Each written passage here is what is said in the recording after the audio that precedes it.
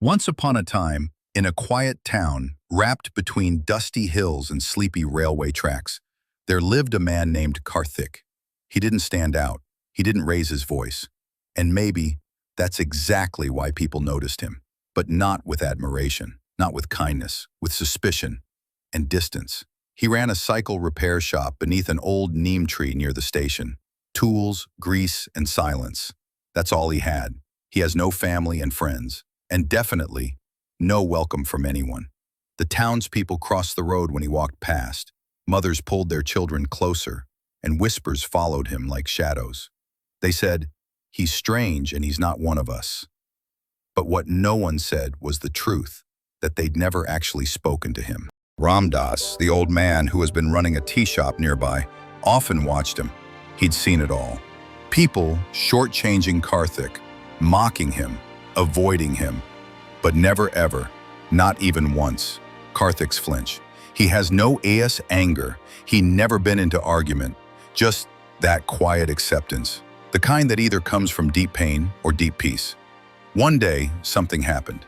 A family moved into town, and with them came a boy named Abi, who was 12 years old, curious, stubborn, and wonderfully naive.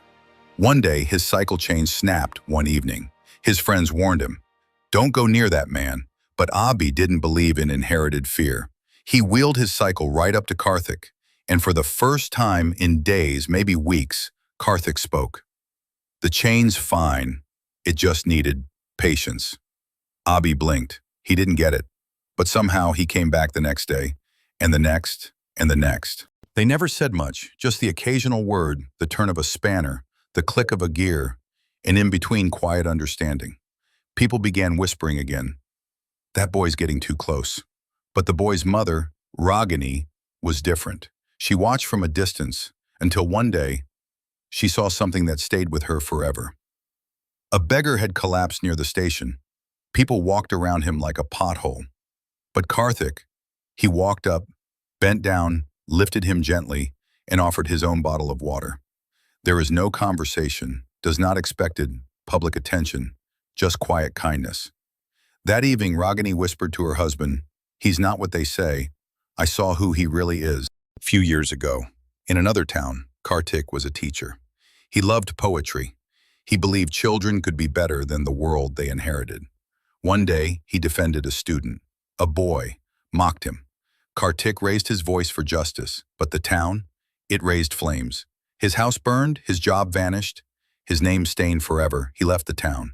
But not in defeat, but because silence became safer than fighting. One day, Abi finally asked Karthik, "Why do people hate you, uncle?" Karthik looked up from the cycle, wiped his hands, and smiled. "Because I didn't become like them." Not long after, something went missing in the market. Suspicion spread like fire on dry leaves. Someone muttered, "Maybe it was that cycle man."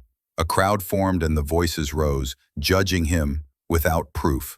But before it could turn ugly, Abi stepped forward and shouted, "He didn't do it. I was with him the whole time." The room froze in shock. The boy's voice small but unwavering. And just like that, a crack appeared in the wall of hate. Days passed. A few started approaching Karthik with old bikes. Someone left lunch for him wrapped in a banana leaf. Children waved as they walked by. Hatred, you see, is often inherited, but kindness is discovered. One evening, Ragini came by. She stood beside Karthik watching him work, then quietly said, "You fixed more than just my son's cycle. You fixed his belief in people." Karthik didn't reply. He didn't need to. His silence said it all. Years passed. The old sign above his shop is Karthik Cycle Service since 2004. Children queued with broken chains. Parents smiled as they waited. Respect had replaced suspicion.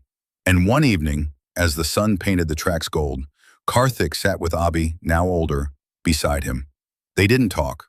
They just sipped tea and watched the day end. Hatred will always exist in people, systems, and in silence. But to avoid it, you don't need anger. You don't need revenge. You just need to be so full of truth that hatred feels embarrassed to knock on your door. Just live with honesty and lead with quiet dignity.